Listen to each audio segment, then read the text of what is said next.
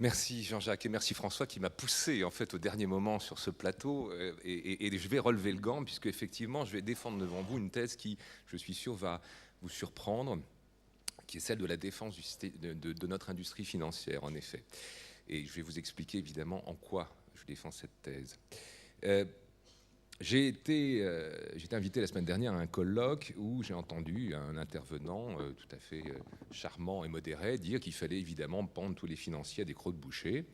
Et Arnaud Montebourg a tenu des propos qui n'étaient pas très éloignés jeudi soir lors du débat. Simplement, on oublie là justement plusieurs choses. La première, c'est que quel est selon vous le premier employeur privé en Île-de-France ? C'est le secteur financier. On oublie que le secteur financier, ce ne sont pas juste des hedge funds ou des investisseurs spéculatifs qui effectivement prennent des positions des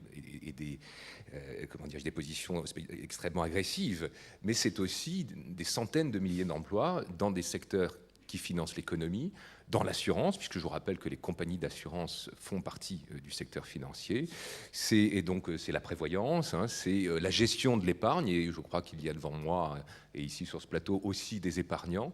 Bref, c'est un métier qui existe et qui continuera d'exister quoi qu'il arrive demain. Je ne suis pas en train de dire là que ce système n'a pas besoin d'être réformé. Et je défends même, au contraire, depuis des années, et même avant la crise, la thèse inverse. Je pense, au contraire, qu'il y a des dysfonctionnements sévères et profonds qui touchent, j'allais dire, aux modalités fondamentales même de fonctionnement qu'il faut changer. Mais pour autant, ce qui me désole, c'est le caractère extrêmement passionnel et irrationnel que ce débat a pris dans notre pays. On ne fait pas la distinction entre ce qui relève effectivement d'un besoin de réguler, mais réguler intelligemment et, j'allais dire, en concertation avec l'ensemble de nos partenaires, puisque ce n'est pas nous qui allons changer le monde, c'est quelque chose qui se fera en travaillant au niveau de l'Europe, et je sais par exemple que Sylvie Goulard a beaucoup travaillé sur cette réforme du système financier.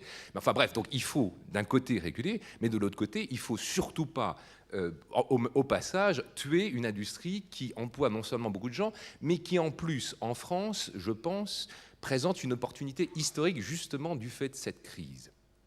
Pourquoi ? Parce que justement, cette crise a remis en cause beaucoup de choses, beaucoup de fondements, et que nous disposons en France de gens intelligents, de bonnes écoles, d'une école mathématique qui est reconnue dans le monde entier, et je pourrais citer des dizaines de professeurs, j'en pense, il y en a un qui vient à l'esprit, Pierre-Louis Lions, au Collège de France, enfin bon, qui ont une réputation mondiale dans les mathématiques financières. Et à l'occasion de cette crise, nous pourrions prendre un leadership justement sur la réinvention de ce système financier. Parce que comme je disais ce matin en atelier, ce n'est pas parce qu'il y avait des accidents de voitures qu'on en est revenu au cheval. On a continué à construire des voitures et on a essayé de construire des voitures de plus en plus fiables. Et bien de la même manière, ne croyez pas que demain il n'y aura plus de système financier. Ce serait évidemment un contresens absolu. Il faut donc au contraire profiter de nos talents, profiter de nos savoir-faire pour rétablir dans ces systèmes financiers un peu de raison et améliorer les outils, comme dans toute industrie dans l'histoire de l'humanité.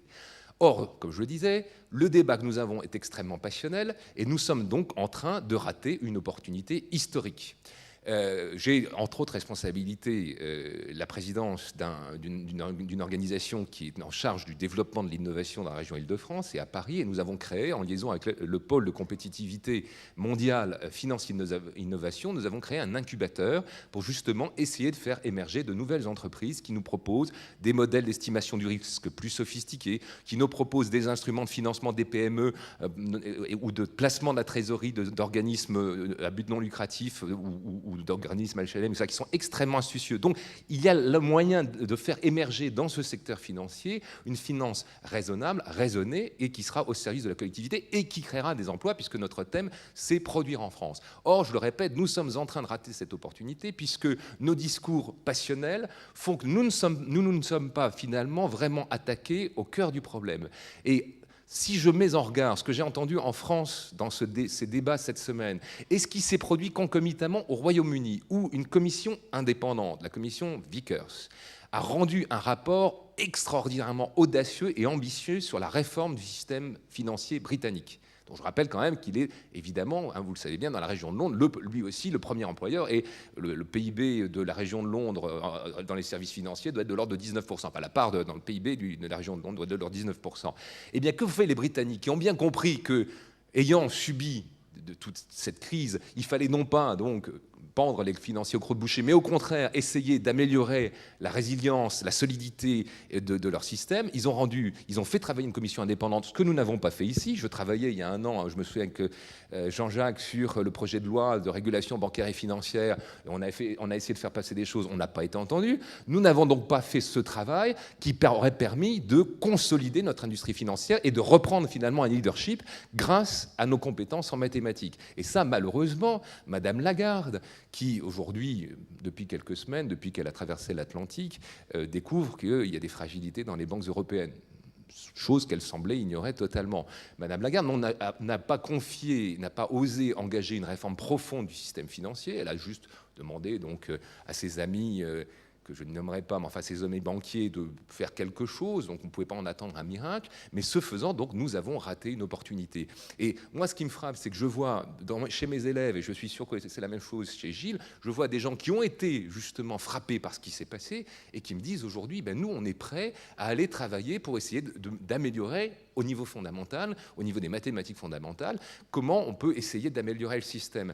Je cite un autre exemple. Je discutais avec une de mes collègues qui est aussi une élue MODEM de la région de Lyon, Daniel Attias, qui doit être dans la salle, j'espère, Daniel, de la possibilité justement d'améliorer à l'école centrale nos travaux sur cette notion du risque. Et bien voilà, ça, si nous le faisons, nous pourrons là aussi probablement non seulement améliorer le système financier, qui, je vous dis, continuera d'exister quoi qu'il arrive, et deuxièmement, créer des emplois en France. Lorsqu'on travaille avec Alain Villemeur et Dauphine sur les questions de vieillissement, transfert intergénérationnel, eh bien ça aussi, ça fait appel à une science mathématique et une science économique qu'on peut développer. Donc voilà, créer de l'emploi et produire en France, ça se fera aussi dans les services financiers. Et plutôt que de vouloir prendre les financiers au croc-de-boucher, régulons ce système, créons effectivement une réglementation plus exigeante. Je vous rappelle que ce qui a été décidé au Royaume-Uni, ça va au-delà des exigences de Bâle III, des exigences qui ne sont même pas encore déployées. Donc faisons cela, et puis essayons de faire émerger dans nos universités, nos écoles et demain dans des entreprises, des services financiers qui seront justement plus à même de gérer ce risque et donc aussi de créer des emplois. Voilà, je voulais plaider cette cause qui n'est pas tout à fait facile, je le comprends bien, dans les mois et les semaines que nous venons de vivre, et je comprends tout à fait, mais là aussi d'ailleurs parfois je pense qu'on confond différents sujets, on confond la spéculation d'un côté et puis le fait qu'on a quand même un problème de dette, et si François le disait il y a 5 ans, c'est bien qu'il y avait un problème et qu'il n'a fait que s'accentuer. Donc ne confondons pas tout, et surtout par pitié ne jetons pas le bébé avec l'eau du bain, essayons de relever ce gant et de saisir cette opportunité. Voilà.